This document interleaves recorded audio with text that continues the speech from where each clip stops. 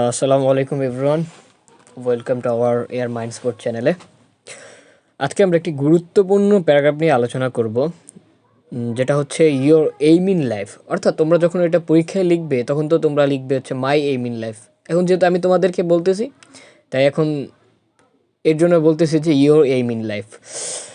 তো এই প্যারাগ্রাফটা তোমাদের যারা আগামীতে এসএসসি দিবা, অর্থাৎ 2026 ব্যাচের শিক্ষার্থীবৃন্দ, তাদের জন্য মোস্ট ইম্পর্টেন্ট, প্রত্যেক বোর্ডের জন্যই, শুধুমাত্র স্কুল বোর্ডের জন্যই না, বরং তোমার মাদ্রাসা বোর্ডের জন্য খুবই ইম্পর্টেন্ট একটি প্যারাগ্রাফ। আর আজকের এই প্যারাগ্রাফে তোমাদের অর্থসহ থাকবে, যাতে করে তোমরা সহজে বুঝতে পারো। তো চলো আমরা শুরু করি। Your aim in life. Everyone has an aim in life. অর্থাৎ প্রত্যেক মানুষের জীবনে একটি লক্ষ্য থাকে, অবশ্যই। An aim gives direction to our life. লক্ষ্য আমাদের জীবনের দিক নির্দেশনা দেয়। Without an aim life becomes meaningless. অর্থাৎ লক্ষ্য ছাড়া জীবন অর্থহীন, অর্থবহ হয়ে যায়। অবশ্যই মানুষের যদি কোনো লক্ষ্য না থাকে তাহলে তার লাইফটা অর্থহীনই হয়ে পড়ে। তারপর কি লিখছে দেখো, my aim in life is to be a teacher.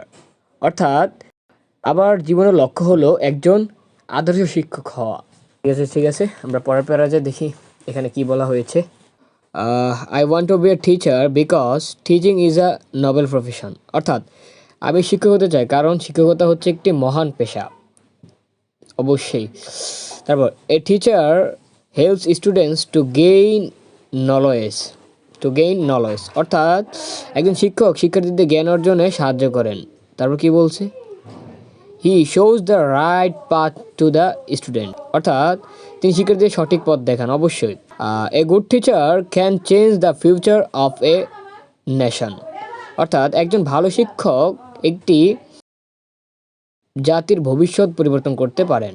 তারপর লাস্টে কি বলছে, I want to serve my country by becoming a teacher.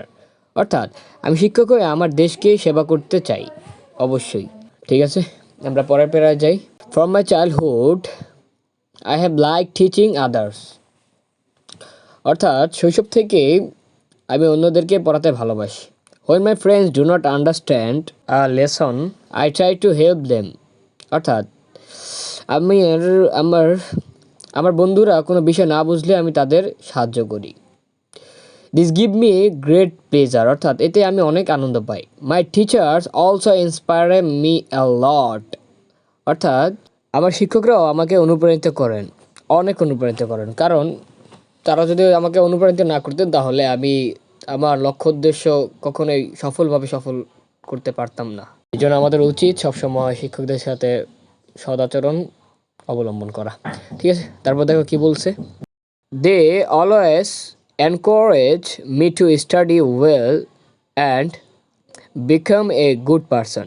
অর্থাৎ তারা সবসময় ভালোভাবে পড়াশোনা করতে এবং ভালো মানুষ হতে আমাকে উৎসাহ দেন। ঠিক আছে, পরের পরে কি আছে দেখি। To achieve my aim I am studying hard. অর্থাৎ আমার লক্ষ্য পূরণ করতে আমি কঠোর পরিশ্রম করি। কেননা কঠোর পরিশ্রম না করলে কারো জীবনেই সফলতা আসে না। সফলতার জন্য মানুষকে অবশ্যই কঠোর পরিশ্রম অবলম্বন করতে হয়। তারপর কি বলছে, I listen to my teachers carefully. অর্থাৎ আমি মনোযোগ দিয়ে আমার শিক্ষকদের কথা শুনি। I complete my lessons regularly. নিয়মিত পড়াশোনা করি। তারপর I read books everyday and try to improve my knowledge.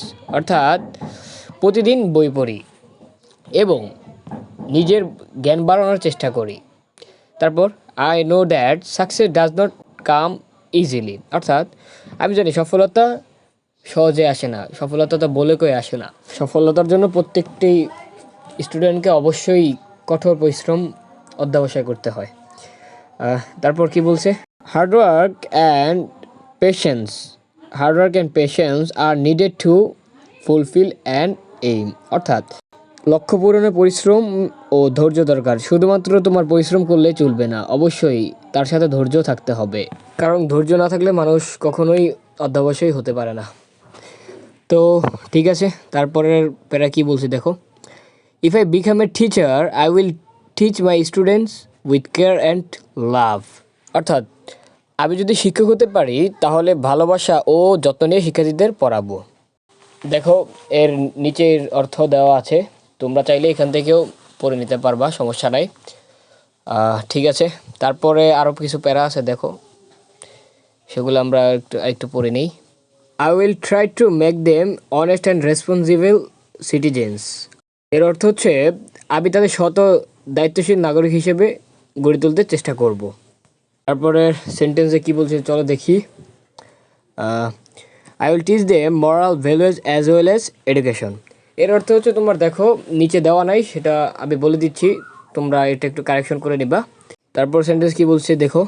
I believe that my aim in life will make me happy and useful to society. এটাই ছিল লাস্ট সেন্টেন্স। এর অর্থ হচ্ছে আর বিশ্বাস আমার জীবনের লক্ষ্য আমাকে সুখী করবে এবং সমাজের জন্য অনেক উপকার করবে। তো এই ছিল তোমার হচ্ছে আজকের প্যারাগ্রাফ। আর আগের যে সেন্টেন্সটার অর্থ বলা হয় না, সেটার অর্থ হচ্ছে আমি শিক্ষার পাশাপাশি নৈতিক মূল্যবোধও শেখাবো। ঠিক আছে, তাহলে আজকে এই পর্যন্তই। আল্লাহ হাফেজ সবাইকে।